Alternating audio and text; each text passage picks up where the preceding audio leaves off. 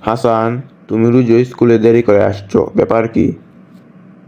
Sir, আমি তো ঠিক সময়ে এই বাড়ি থেকে বের হই, কিন্তু ওই যে রাস্তার মোড়ে লেখা সামনে স্কুল, ধীরে চলুন। ইংরেজিতে ট্রান্সলেশন করো। সে ডুব দিল কিন্তু উঠল না। He has died. কিভাবে? সে তো আর উঠেনি, তার মানে নিশ্চয়ই মারা গেছে। তুমি চেয়ারে বসে আছো, চেয়ার মাটিতে স্পর্শ করে আছে, অর্থাৎ তুমি মাটিতে বসে আছো। এরকম একটি উদাহরণ দাও তো। ধরুন স্যার, আপনি মাগুর মাছ খেয়েছেন, আর মাগুর মাছ মুরগির গু খেয়েছে, অর্থাৎ আপনি মুরগির গু খেয়েছেন। তোমাদের কাল ডায়লগ নয়তো প্যারাগ্রাফ শিখে আসতে বলেছিলাম, শিখেছো তো? স্যার, আমি আগে থেকে ডায়লগ পারি।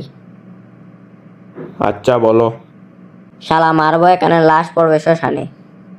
কি? আমি তোর বাপ, ফাটা কেষ্ট।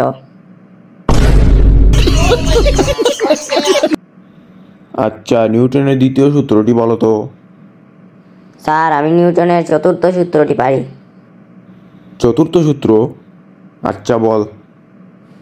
কেউ যদি ভোর 6টায় অতিরিক্ত 5 মিনিট ঘুমানোর জন্য চোখ বন্ধ করে চোখ খুলে দেখবে সকাল 8টা বাজে। কিন্তু কেউ যদি আপনার মতো স্যারের বোরিং লেকচার শুনতে শুনতে 12টা 30-এ 5 মিনিট ঘুমানোর জন্য চোখ বন্ধ করে চোখ খুলে দেখবে 12টা 31 বাজে। साले को बम से उड़ा दूंगा एक बार हाथ में आ जाए तो।